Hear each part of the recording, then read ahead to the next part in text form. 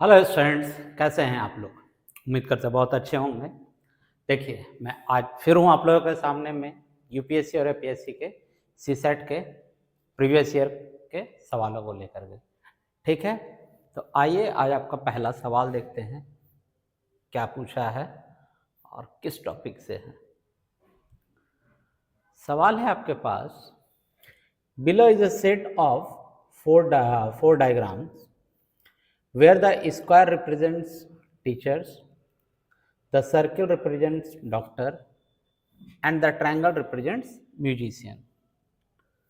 आगे लिख रहा है, which of the diagram justify the statement some teachers are musician, some musician are doctor, but no teacher is a doctor. Square किसको represent कर रहा है सर? स्क्वायर रिप्रेजेंट कर रहा है मेरा टीचर्स को। टीचर्स के लिए हम टी लिख लेते हैं। सर्कल रिप्रेजेंट कर रहा है मेरा, circle represents the doctor, doctor के लिए हम डी रख लेते हैं।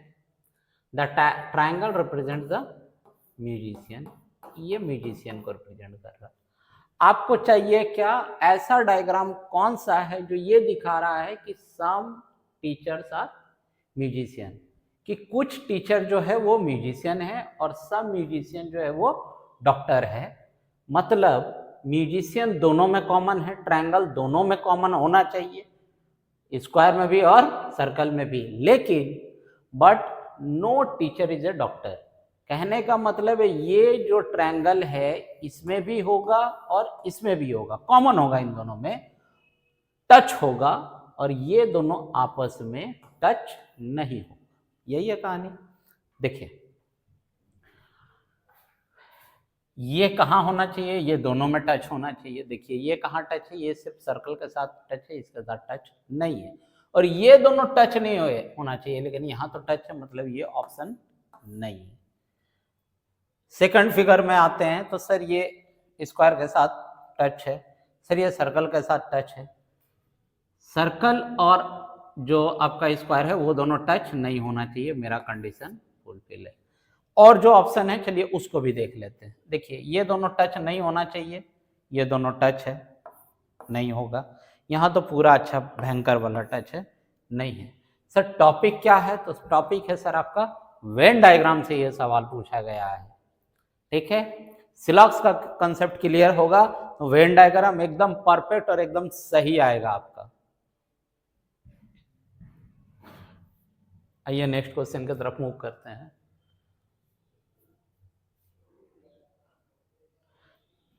देखिए क्या दिया है सवाल। बोर्ड छोड़ने का एक सिंपल सा रीजन है सर कि आप स्क्रीनशॉट ले लो, पहले खुद से सॉल्व करना है, करो। ठीक है, आंसर मैच करो, कंसेप्ट देखो। देखो, in the following sequence of number which number will present between 42 and 170। एक सीरीज दिया है और कह रहा है 42 और 170 के बीच में कौन सा नंबर पुट होगा। सवाल सीरीज का है। अब सीरीज अगर आप देखो क्या हुआ है, 6 आगे चल कर 10 बना है, 10 आगे चल कर 22, 22 आगे चल कर 42, 42 मिसिंग नंबर दिया है, देन 170। सीरीज बढ़ रहा है सर। अब क्या सोच सकते हैं सर, अगर हम 6 में 4 जोड़ दें 10 हो जाएगा। सर 10 में अगर हम 12 जोड़ दें तो 22 हो जाएगा। सर 22 में अगर हम 20 जोड़ दें तो 40 हो जाएगा। सर देखिए ना सर, यहाँ पर भी 8 का गैप है, यहाँ पर भी 8 का गैप है। सर यहाँ पर भी अगर हम 8 का गैप कर दें कि सर 4 में 8 जोड़े तो 12, 12 में 8 जोड़े तो 20, 20 में 8 जोड़े तो सर ये 28 जोड़ लिया ना सर, जोड़ दो तो कोई दिक्कत नहीं है। जोड़ने पर वैल्यू क्या आ रहा है वो पहले देखो, 0 7, ठीक है 70। पहला चीज ऑप्शन में नहीं है, ये पहला एरर। दूसरा एरर क्या है वो समझिएगा। फिर अगर 8 जोड़े हम इसमें तो होगा ये 36। क्या 70 में 36 जोड़ने पर 170 होगा? बोलिएगा नहीं सर। तो इसका मतलब है जो आप सोचे वो गलत है।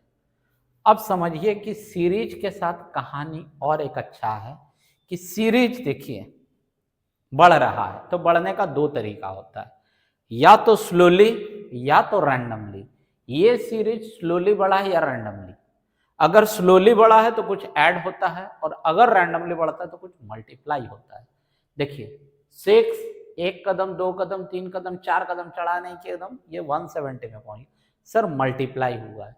लेकिन सर 6 के टेबल में 10 नहीं आता है सर। I agree. एक काम करते हैं, 6 को इंटू 2 करते हैं, कितना होगा 12, 12 से 2 माइनस कर ले तो सर 10। हाँ सर हुआ। सर अगला नंबर हमको 10 मिला, हाँ मिला, 10 into 2 20, sir 20 plus 2 sir 22, very good.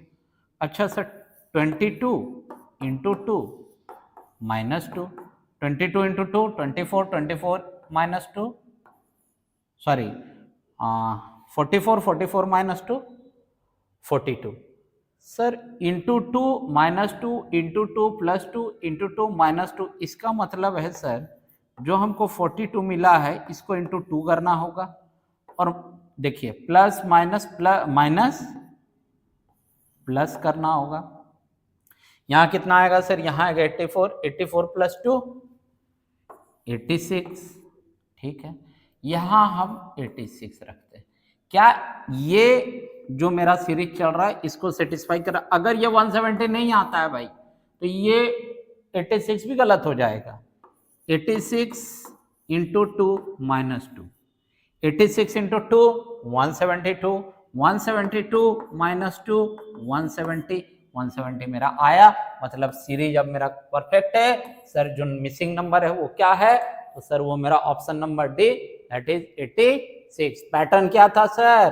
तो पैटर्न था मेरा sir previous number into 2 minus 2, then again एक बार माइनस 2 एक बार प्लस 2, ठीक है।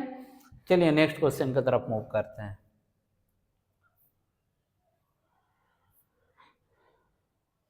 क्या दिया आपका सवाल?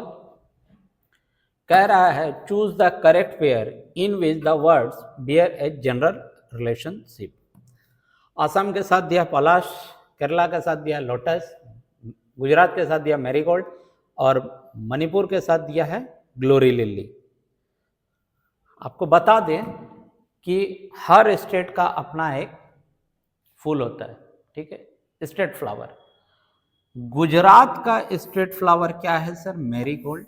ये करेक्टली मैच है, बाकी बात सारा का सारा इनकरेक्टली मैच है, ठीक है। तो अब सर अगर करेक्टली मैच, अगर हमको जानना है सर कि सर असम का जो है वो आपका स्टेट फ्लावर क्या है, तो असम का स्टेट फ्लावर जो है वो है आपका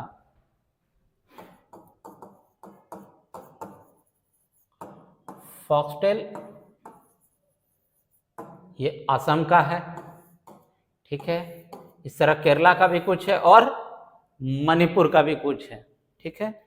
तो असम का तो आ गया सर क्या कि सर फॉक्सटेल ऑर्चिड, ठीक है। इसके बाद क्या है? तो इसके बाद है सर केरला का। केरला का क्या है? हमको भी ये देखना होगा, हाँ फिस्टूला, वही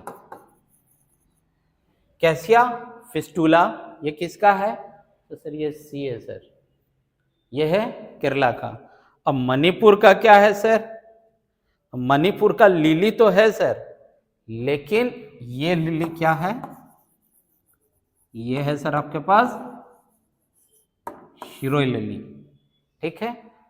अब सारे स्टेट फ्लावर का नाम भी हमको पता चल गया, ये तो करेक्टली मैच है, ये मेरे पास एक्स्ट्रा नॉलेज भी हो गया, ठीक है।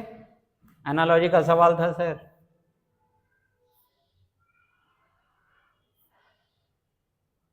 आगे देखिए क्या दिया है आपसे। कहता है a car travels 100 kilometre from a location P to a location Q। एक कार है 100 किलोमीटर का डिस्टेंस ट्रेवल कर रही है from P to Q। The table below record the average speed of the car in a different segment of the journey.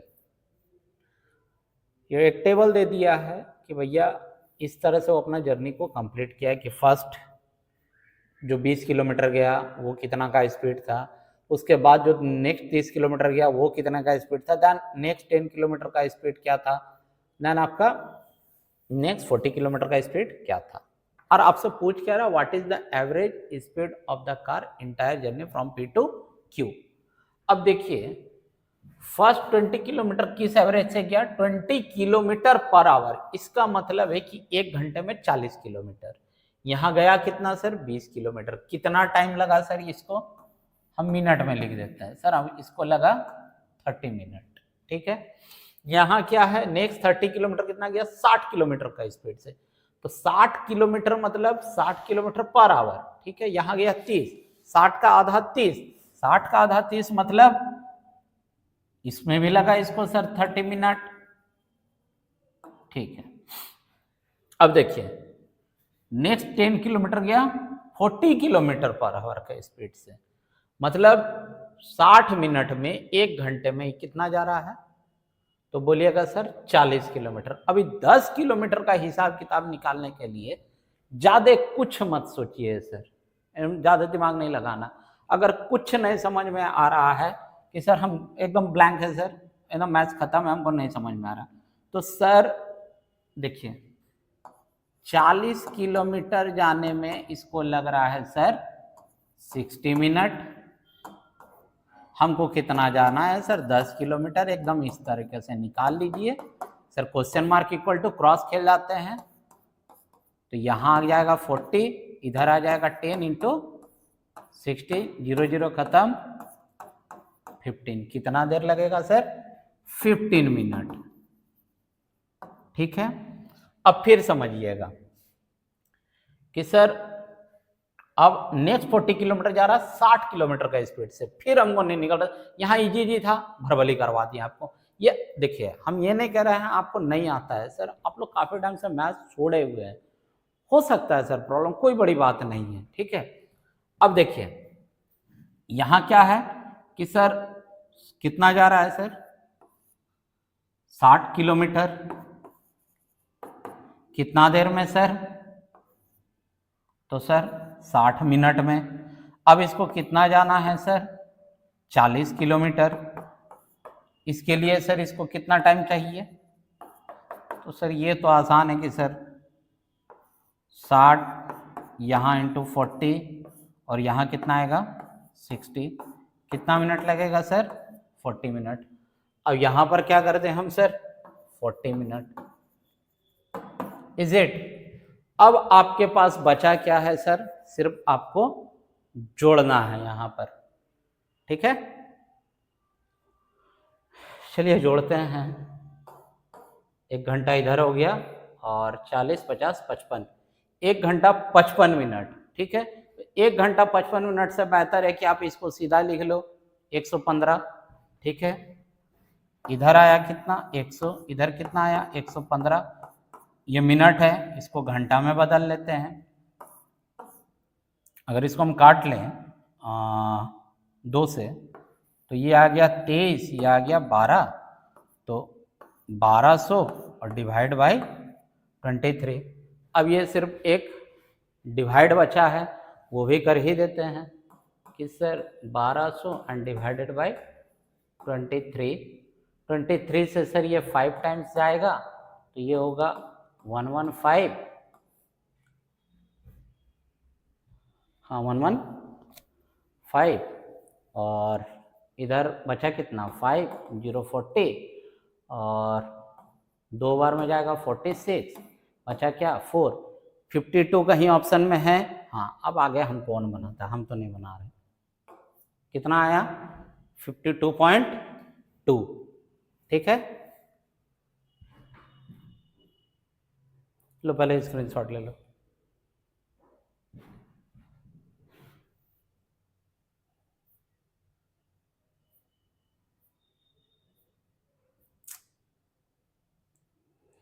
और last question of the day करते हैं हम लोग। कहता है if the length of a rectangle is increase by 25% and the width is decrease by 20%, then the area of the rectangle. देखिए ये एक रेक्टेंगल है सर, तो obviously it has some length and it has some breadth. अगर हम इसके length को बढ़ाएं, ब्रेथ को कांस्टेंट रखें, तब भी एरिया बढ़ेगा। अगर इसके लेंथ को हम कांस्टेंट रखें, ब्रेथ को बढ़ाएं, तब भी एरिया इंक्रीज होगा। अगर इसके लेंथ और ब्रेथ दोनों को हम इंक्रीज करें, तब भी एरिया इंक्रीज होगा। इसी तरीके से अगर हम इसके लेंथ को डिक्रीज करें, ब्रेथ को कांस्टेंट रखें, तब भी एरिया डिक्रीज होगा। अगर इसके लेंथ को कांस्टेंट रखें, हम ब्रेथ को डिक्रीज करें, एरिया डिक्रीज होगा। लेंथ और ब्रेथ दोनों को अगर हम डिक्रीज कर दें, तब भी एरिया डिक्रीज होगा। लेकिन अगर एक को हम इंक्रीज कर दें और एक को हम डिक्रीज कर दें, तो अब हमको पता नहीं चलता है कि सर एरिया इंक्रीज होगा या डिक्रीज होगा। तब वहां पर एक फॉर्मूला लगता है नेट परसेंटेज चेंज का। ठीक है, ये कहता है x plus y minus x y by 100। x क्या है तो सर लेंथ है, y क्या है तो ब्रेथ है। कोई बोलेगा नहीं सर हमें x को ब्रेथ मानेगा, y को लेंथ मानेगा। मान लो कोई दिक्कत नहीं है, एक लेंथ तो दूसरा ब्रेथ, ये कंडीशन है। x plus y plus x y by 100। ये कब प्लस दिखा रहा है सर? इंक्रीज को, और अगर कोई डिक्रीज हो रहा है तो वहां हम माइनस लगा देंगे बस। ठीक है, अभी देखो लेंथ क्या हुआ, इंक्रीज हुआ है 25 प्लस 25, ये डिक्रीज हुआ है -20। एक माइनस भी हो गया तो ये माइनस होगा। अगर दोनों प्लस हुआ तब यहाँ प्लस, दोनों माइनस हुआ तब यहाँ प्लस, अगर दोनों में से कोई एक भी माइनस है तो यहाँ माइनस। 25 इंटू 20/100 4 बार में, ये गया 5 बार में, तो सर ये 25, ये 25 से 20 गया तो 5, 5 से 5 गया तो 0, या इन दोनों को अगर हम ऐड कर ले तो 25 क्या बना सर 0। क्या हुआ, परसेंटेज कितना है 0%। और 0% का मतलब एरिया ना तो इंक्रीज हुआ ना तो डिक्रीज हुआ, इसका मतलब रिमेन्स अनचेंज्ड रहा उसका एरिया। ठीक है, चलो समय है और एक सवाल देख लेते हैं हम लोग।